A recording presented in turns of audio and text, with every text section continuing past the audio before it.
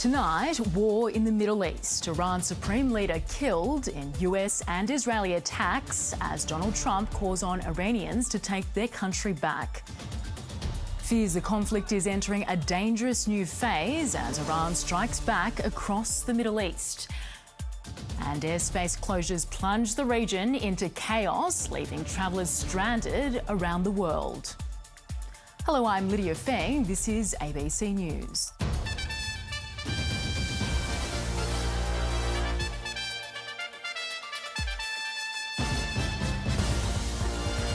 Cracking down on care providers, the upcoming changes to the state's child protection system. Pride, passion and pizzazz, Sydney comes to life, the 2026 Mardi Gras parade. And the Knights and Bulldogs kick off their NRL season with victories in Vegas.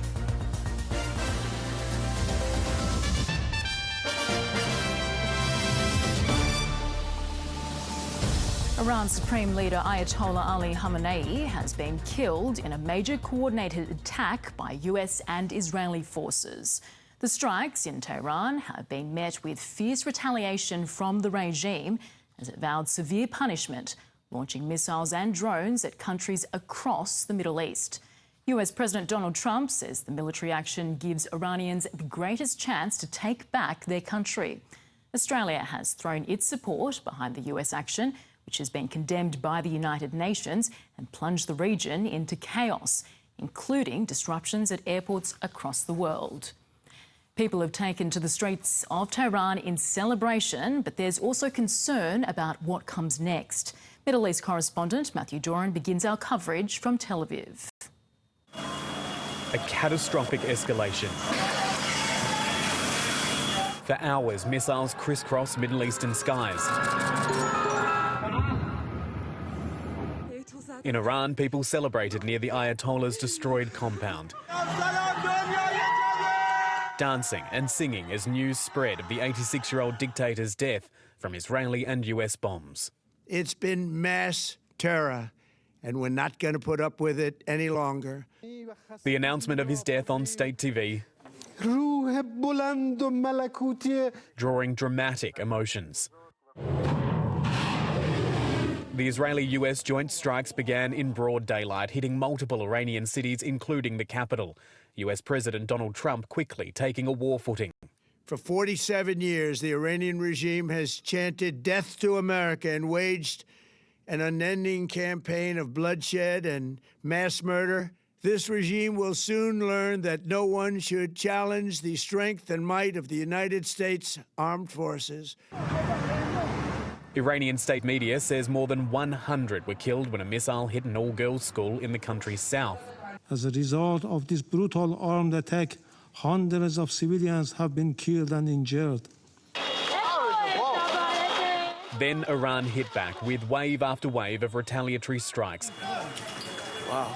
Firing more than 150 missiles and drones aimed at Israel and US bases around the region. As warning sirens blared, Israelis ran for cover. A missile slipped through the Iron Dome, hitting a residential building in Tel Aviv. Elsewhere, another hit a luxury hotel in Dubai, tourists fleeing in panic. Missiles were also fired towards Qatar, with explosions seen in Bahrain, where the US Navy's 5th Fleet is stationed. An emergency meeting of the UN Security Council has been held, with the Secretary-General saying the US, Israel and Iran have broken international law.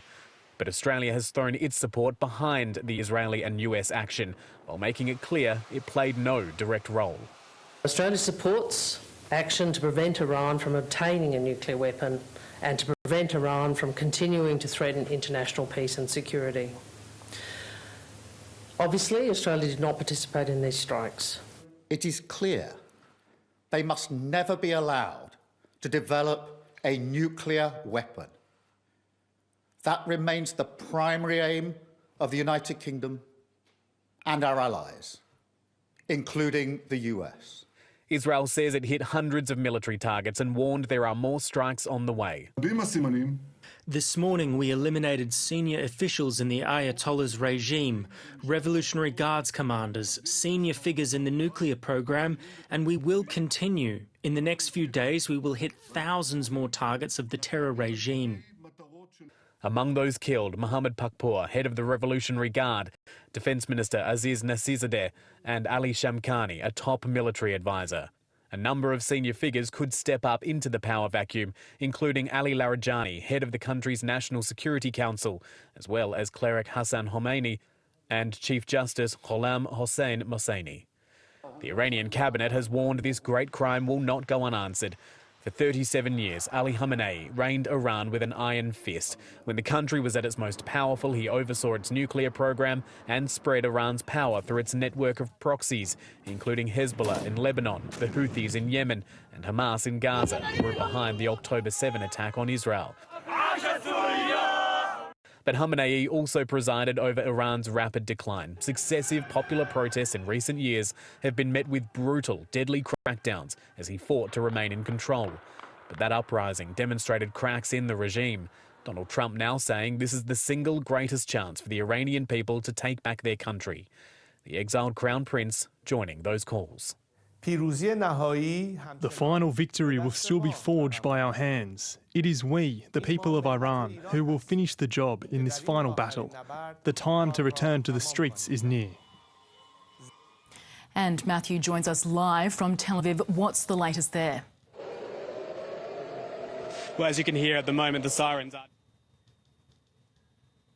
missiles coming in, so we are just going to make our way to a shelter while we are speaking with you. We have just been at the site of a Iranian missile strike, one that managed to get through Israel's sophisticated air defence systems last night, killing one person and injuring dozens more. It's caused extensive damage on the street that we were just standing near waiting to cross to you. Not only the buildings that were hit, but also a number of windows being burst out. You can see some of them just up behind us here. So we're just seeking shelter, and this is going to be something that Israel is dealing with extensively for the next short while, because there has been a warning from Iran that the missiles, the weaponry that it has used to this point are not its most advanced in its arsenal, and that the worst is yet to come. Matthew Doran reporting there. Thank you. Nearly 30 planes and hundreds of travellers were left stranded in Australia when the airspace over much of the Middle East was suddenly closed. The federal government has issued fresh travel warnings for much of the region and urged Australians to leave if they can. Here's National Affairs correspondent Jane Norman. Waving their flags with pride and pure joy, Iranian Australians celebrate the death of a dictator. Outside the Iranian embassy, euphoria fills the suburban street. It's the greatest news. Thank you very much, Mr. Trump. Thank you very much, Prime Minister Netanyahu. This is not the war. This is the rescue mission. Waiting to hear from friends and family in Iran, those who fled dare to dream of what comes next. We are so excited. Words cannot describe the feeling of the people of Iran. And I cannot wait to enter a free Iran. She'll have to wait a little longer amid the celebrations, travel chaos. As missiles rained down, major Middle Eastern airports closed down. Some travellers made it out blissfully unaware. We've literally come off the plane, so I have no news, I've no updates. What has gone on in Iran? Qatar Airways flights from Sydney, Brisbane, Melbourne and Perth barely made it out of Australian airspace before they were forced to turn back. Planes and travellers stranded in Australia, counting the cost of connections lost. I spent over $4,000 on this flight.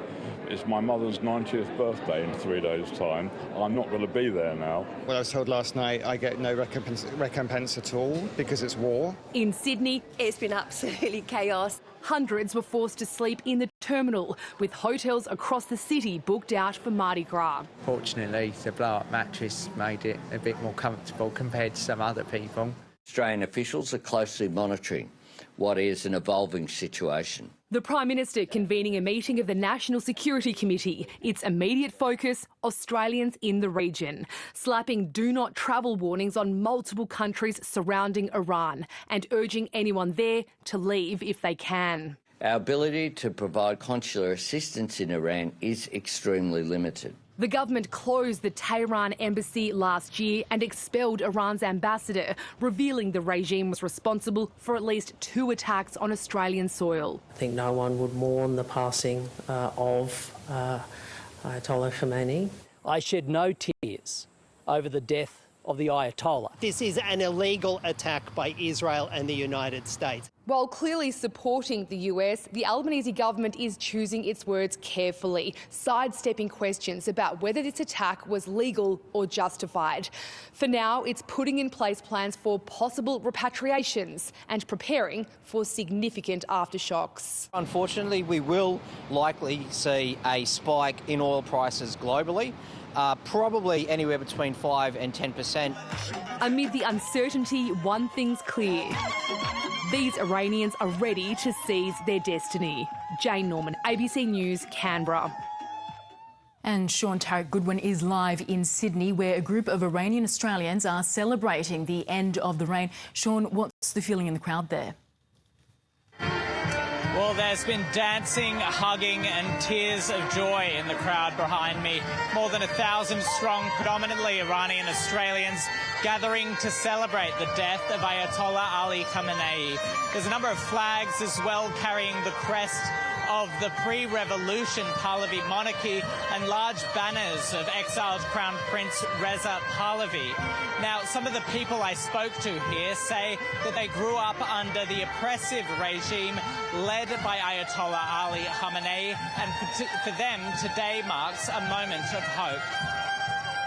It's the best day in my whole life. For the first time after 47 years, we are grateful somebody heard our voice, and that means a lot. I'm very emotional. Now, there was also a smaller anti-war protest at Town Hall earlier, which also called for an end to the Iranian regime, but opposed the attacks by the US and Israel. Sean Tarek Goodwin reporting there, thank you. The ABC has spoken to Iranians on the ground. Like people around the world, many are celebrating the death of Iran's leader. But there's also trepidation. More blood could be shed. Despite a widespread internet blackout, scenes of celebration are still getting out of Iran. الان همه با رفیقامون اینو نشستیم داریم به سلامتی کشته شدن خامنه‌ای جشن میگیریم. But amongst the jubilation for some, there's also fear about what the regime could do next. There would be physical tortures. Melbourne woman Nikujali Van Fad has spoken with her mother, who's locked up in Iran's notorious Evin prison, and has shared the audio with the ABC.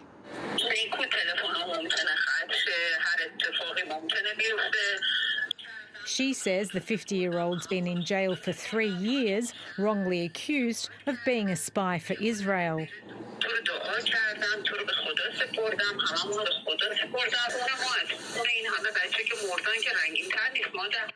She was thinking, if anything happens to me, I'm just leaving you to the God, and it was very hard to hear all that conversation and not be able to even hug her. So you fear they're going to execute her? That was one of our biggest fears that we had. But amid the uncertainty among the diaspora, there's also joy. End of Khamenei, end of sugar daddy to Hamas and Hezbollah and Houthis. We are so excited. All of Iranians, we are waiting 47 years for today. In Sydney, they were dancing in Hyde Park, hopeful that regime change could be imminent. I hope we will have a free Iran, and then we will have a democratic Iran and a free Iran. A hope that many Iranians around the world share. Nassim Khadem, ABC News.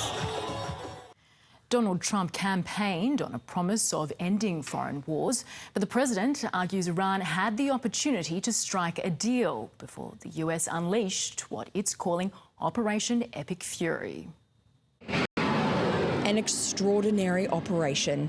overseen from Donald Trump's Florida home, the president remaining at Mar-a-Lago as Americans absorbed the news of his latest intervention. We didn't learn from the Iraq War.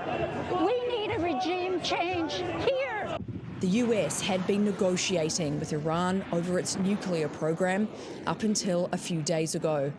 Defence Secretary Pete Hegseth saying the Iranian regime had their chance yet refused to make a deal, and now they are suffering the consequences. We are witnessing a grave threat to international peace and security. Military action carries the risk of igniting a chain of events that no one can control in the most volatile region of the world.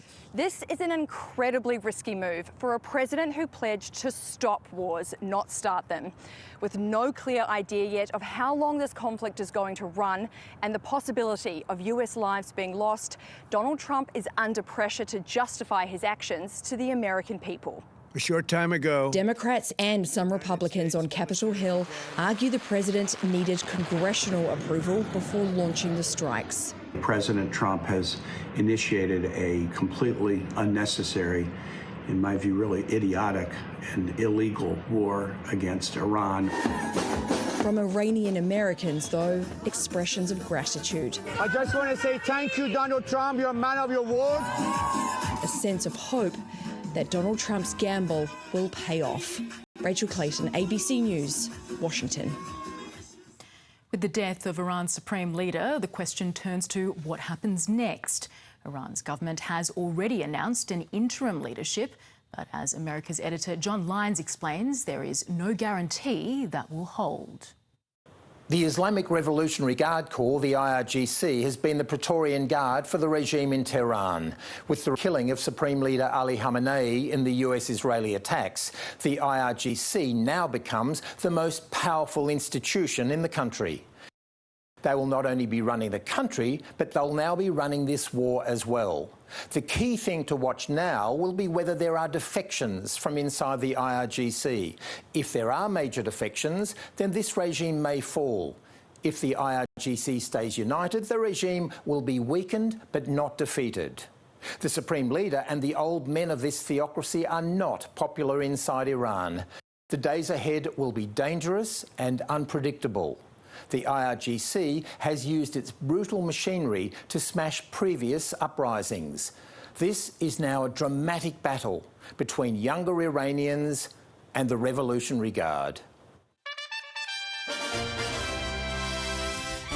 In other news, Sydney's streets were awash with colour, lights and glitter for the 2026 Gay and Lesbian Mardi Gras Parade. Despite tight security, mass crowds turned out in a celebration of love and pride. Glitter, glam and drama, Sydney's 2026 Mardi Gras Parade was a stream of colourful characters shimmying down Oxford Street. This year's theme, Ecstatica, a mix of pride, passion and euphoric rebellion. To be free to be yourself. From the big personalities to the small ones, and from local heroes to groups against far-right ideology. They are the antithesis of everything that is joyful, inclusive. There were plenty of queer figures on the nearly 170 different floats. Just a sense of freedom and celebration and happiness. The pro-Palestine Pride and Protest group were banned over controversial social media posts targeting Jewish queer float Day and You. We just want to have peace and we just want to march together and support our communities. Security was bolstered with extra police on patrol. Only 4 people were arrested for breaching the peace, but it didn't dampen the mood for thousands of spectators. The parade was amazing. Everyone's so happy. A special dance tribute was made to the late drag performer Maxie Shield.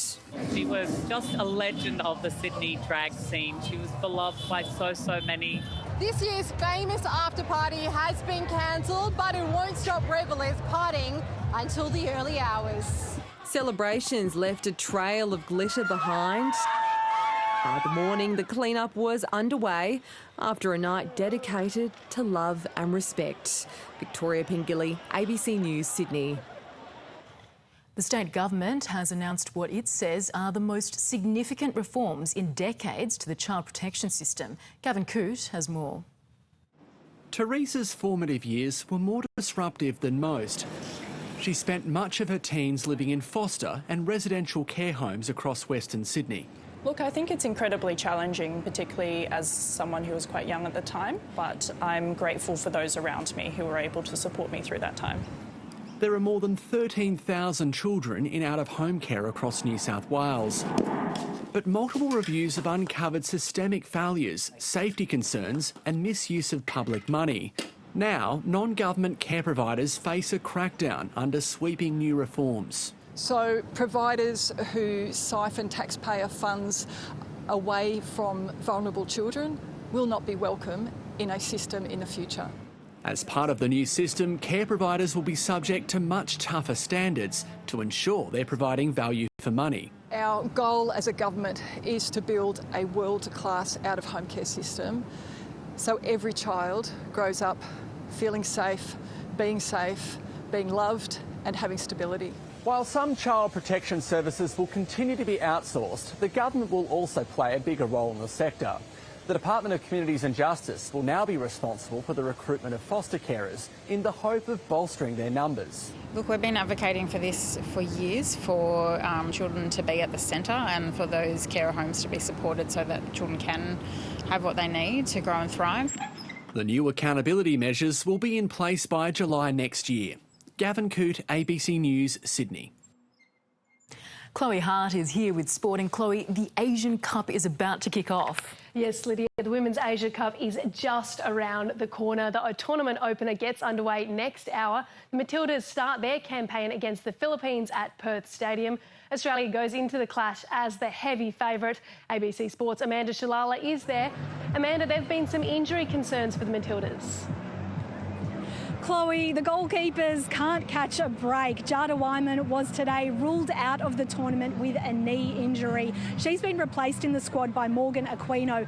This comes just a week after Tegan Micah had to withdraw with concussion, and she was replaced by Chloe Lincoln. On top of that, first choice Mackenzie Arnold has had limited minutes on the training pitch all week. Despite that, the Matildas are still the heavy favourites for tonight. The last time these two teams met was a couple of years ago here at the same venue, and the Matildas won 8-0. But the Filipinas are a much improved side this time around under Australian head coach Mark Torcaso. And while it's not a sellout just yet, a big crowd is still expected to fill the 60,000-seat Perth Stadium. And Amanda, Iran's women's team is preparing for its first match.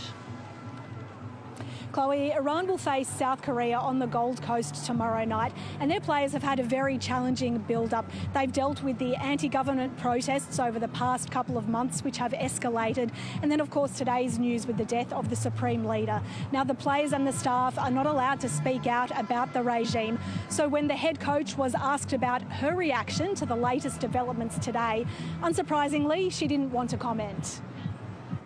The team came to this tournament, which is important for women, and I think we should go to the next question. Chloe, this tournament will be played across Perth, Sydney and the Gold Coast, and it will wrap up with the final in Sydney on March 21. Cannot wait. Thanks so much, Amanda. The NRL season has kicked off in Las Vegas, with the Bulldogs celebrating a nail-biting Golden Point victory over the Dragons. Last year's Wooden Spooners, the Newcastle Knights, also got off to a winning start, beating the North Queensland Cowboys. Now, it's showtime! Kicking off a new season, Newcastle were looking sharp against the Cowboys. Ponga for Sharp. Sharp goes up. Sharp takes it. Sharp scores! Armed with new recruit Dylan Brown and a fit Kalen Ponga. Ponga burns off McIntyre. Then gets it out to Best. Bradman Best scores! Just as Fletcher Sharp was heating up, the 5'8" came off with a non-contact injury, giving North Queensland an opening.